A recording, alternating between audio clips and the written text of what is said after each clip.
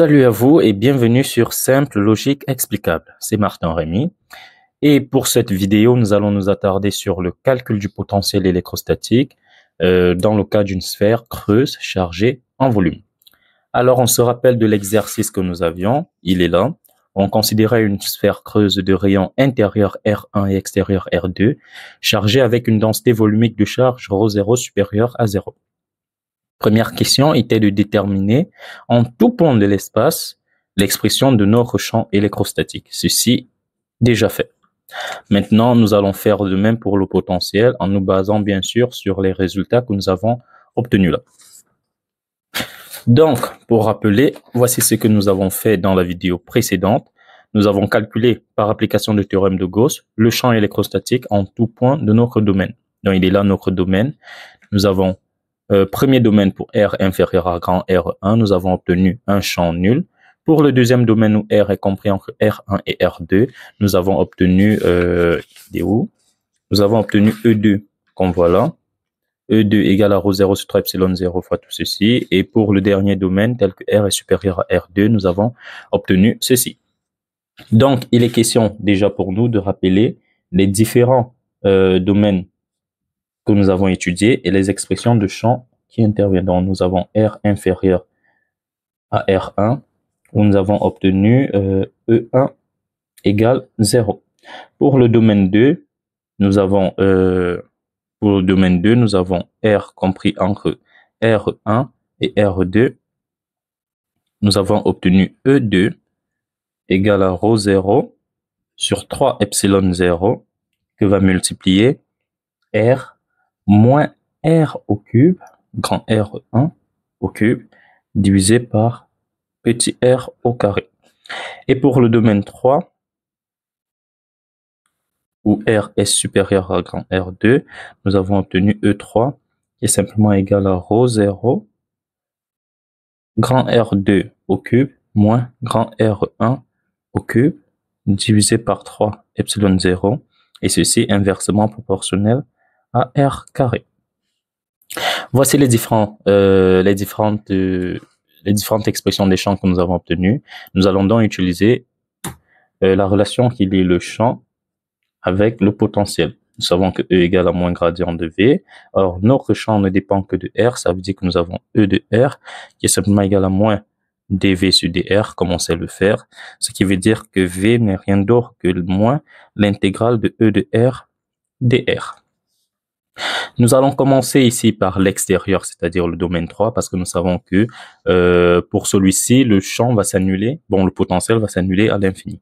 Ça veut dire que lorsque je prends mon domaine 3, là, hop, V3 est simplement égal à moins intégrale de E3 dr.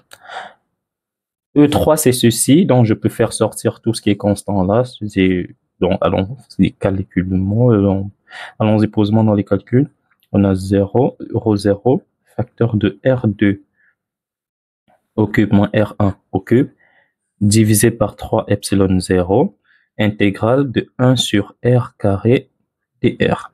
Et nous savons que la primitive de 1 sur R carré n'est rien d'autre que moins 1 sur R, et avec ce moins qui est là, du coup, on va obtenir du ρ0 R2 au cube moins R1 au cube sur 3 epsilon 0 que va multiplier 1 sur R et nous aurions une constante C3.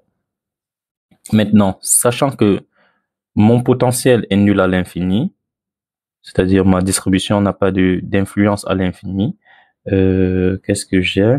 J'ai limite lorsque R tend vers l'infini de V, qui correspond directement à V3, sera égal à 0. Lorsque je fais tendre R vers l'infini, ceci s'annule. Du coup, j'ai C3 qui est nul. C3 égale 0. Donc, au finish, j'ai V3 de R qui est tout simplement égal à ρ0, facteur de R2 au cube, moins R1 au cube, divisé par 3 epsilon 0, inversement proportionnel à R. Donc, voilà l'expression de V3. Je passe maintenant au domaine 2.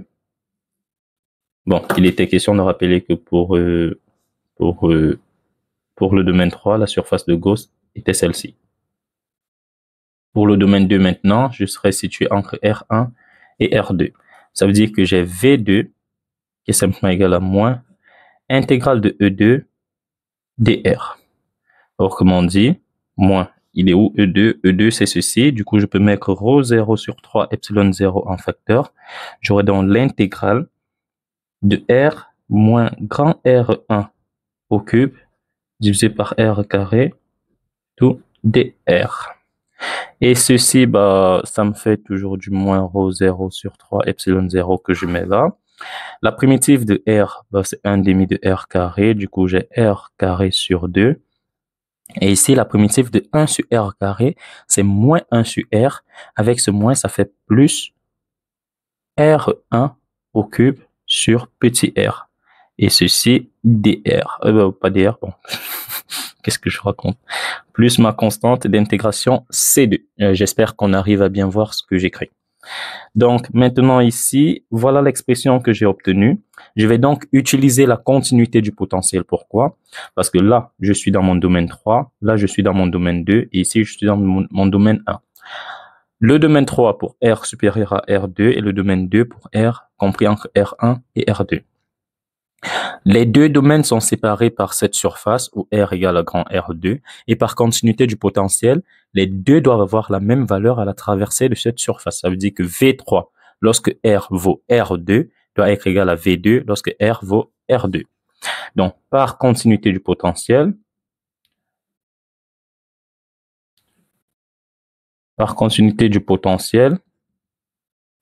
en R égale R2, on a, je change. Je vais là directement. Qu'est-ce qu'on a? Alors, je vais simplement écrire la relation. J'aurai V2, bon, ou bien du moins V3, lorsque R égale à grand R2, est simplement égal à V2 lorsque R égale à grand R2. Or, V3 de R, il est là. Du coup, je vais simplement prendre cette expression, je vais remplacer petit r par R2. Donc, j'aurai ρ0 facteur de R2 au cube moins R1 au cube divisé par 3 epsilon 0. Et ici, j'ai juste R2 qui sera donc égal à V2. Je viens dans l'expression que j'ai trouvée là. Je vais simplement remplacer... désolé, je me débarrasse de ça. Dans cette expression que j'ai trouvée, je vais remplacer petit r partout là par R2. Du coup, je me retrouve avec quoi ici? Je vais me retrouver avec ρ0. Bon, il y a un moins, il faut faire attention. J'ai moins ρ0 sur 3 epsilon 0, facteur de grand R2 au carré sur 2, plus, quand je vais remplacer R ici par R2, ouais, il n'y a rien. R1 au cube sur R2, plus ma constante C2. Alors, qu'est-ce que ça devient ici? Ici, il est question d'avoir la constante C2. Ça veut dire que je peux directement dire que ma constante C2 est égale à quoi? ρ0, facteur de R2. Est-ce que ça va suffire ici? Okay. Moins R1 au cube, divisé par 3 epsilon 0 R2, plus ρ0 sur 3 epsilon 0, facteur de R2 carré sur 2, plus R1 au cube sur R2. Alors ici, qu'est-ce qu'on peut faire?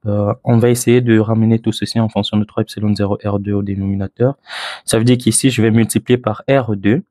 J'aurai 2 R2. Et ici, je passe à la puissance 3. Ici, c'est bien sûr 3 déjà.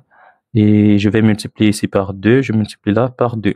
Ça veut dire que C2, en quelque sorte, est égal à quoi? J'ai toujours ρ0, facteur de R2 au cube, moins R1 au cube, divisé par 3 epsilon 0 R2, plus, j'aurai maintenant, je pourrais sortir 2 R2 en facteur, du coup j'aurai ρ0, facteur de quoi? Facteur de R2 au cube, plus 2 R1 au cube, qui va se diviser 3 epsilon 0 fois ceci, ça fait 6 epsilon 0 R2. Donc maintenant ici, je vais multiplier là par 2. question d'avoir 6 ici. Donc, quand je mets rho 0 sur 6 epsilon 0 R2 en facteur, je reste avec quoi ici? Rho 0 sur 6 epsilon 0 R2. Je reste avec 2 R2 au cube moins 2 R1 au cube plus R2 au cube plus 2 R1 au cube. Moins 2 R1 au cube plus 2 R1 au cube, ça s'en va. Je reste donc avec 2 R2 au cube plus ceci, c'est qui me fait 3. J'ai rho 0 sur 6 epsilon 0 R2 que va multiplier 3 R2 au cube. Ceci s'en va, je reste avec 2 ici. Et R2 s'en va également ici. Là, je passe au carré. Du coup, j'ai rho 0 sur rho 0 sur 2 epsilon 0, bien sûr, 2 epsilon 0. Et là, j'ai R2 au carré. Donc, ceci, c'est la valeur de ma constante C2. Je peux donc revenir dans cette expression que j'ai obtenue pour V2. Je vais remplacer C2 par cette constante. Ça veut dire que V2 est donc égal à quoi? Moins rho 0 sur 3 epsilon 0 que va multiplier R carré sur 2 plus grand R1 au cube sur R plus rho 0 R2 au carré sur 2 epsilon 0. Alors, je peux encore réduire ceci comme je veux. Je peux encore le réduire comme je veux. Je peux mettre directement rho 0 sur... je peux mettre rho 0 sur epsilon 0 directement en facteur. Et là, j'aurai, pour ceci, j'ai R. Bon, je peux mettre directement V2. V2 de R sera donc égal à rho 0 sur epsilon 0 que va multiplier rho 0 sur epsilon 0. Ici, j'ai R2 carré sur 2 moins R1 au cube sur R moins petit r carré sur 2. Donc, voilà l'expression de V2 de R que j'ai obtenue par continuité du potentiel. Maintenant, nous allons faire de même. Donc, par continuité du potentiel, bon, non, pas directement, vu qu'il va falloir d'abord intégrer V1. Alors, on sait que pour le domaine 3, bon, blablabla. On sait que pour le domaine 3, qu'est-ce que nous avons obtenu? Pour le domaine 3, nous avons obtenu, bon, pour le domaine 1, je veux dire, nous avons obtenu E1 égale 0. Autrement dit, V1 qui est égal à moins intégrale de E1 dr est simplement égal à une constante que je vais appeler C1. Et ici, par continuité du potentiel également, par continuité du potentiel, qu'est-ce que je remarque?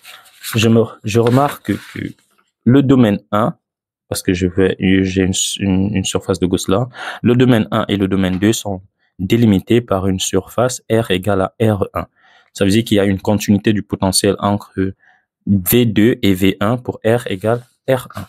Par continuité du potentiel en R égale R1, on a V2 de R égale à R1 qui est simplement égal à V1 de R égale R1. Et ceci, qu'est-ce que ça fait lorsque je remplace R par R1 ici? Du coup, je me retrouve avec du rho 0 sur epsilon 0 qui va multiplier, j'ai toujours R2 carré sur 2, moins ici, quand je vais remplacer R1, R par R1, je vais avoir R1 carré sur... non, il n'y a pas sur...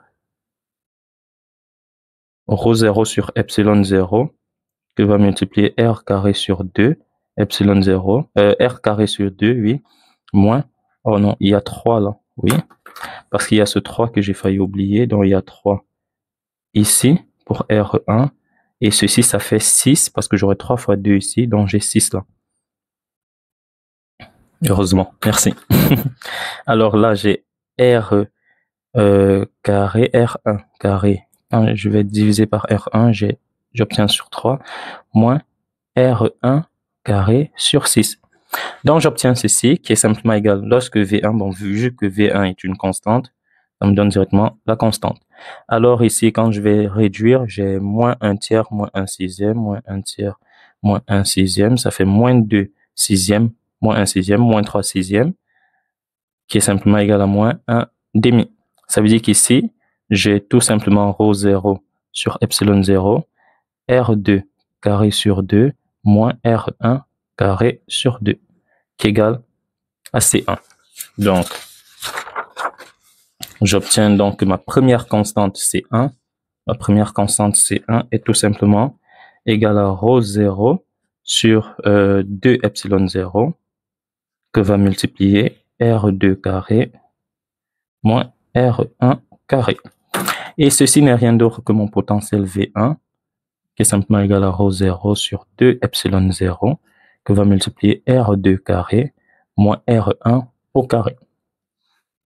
Donc, il faut faire attention vraiment avec les calculs, mais la logique reste la même. Vous intégrez simplement, vous quittez de V égale à moins intégrale de E dr. Vous prenez en fonction de chaque domaine et vous utilisez la continuité du potentiel.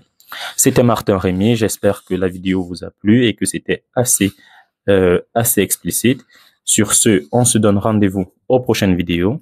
Et n'oubliez pas de liker, de vous abonner et de partager.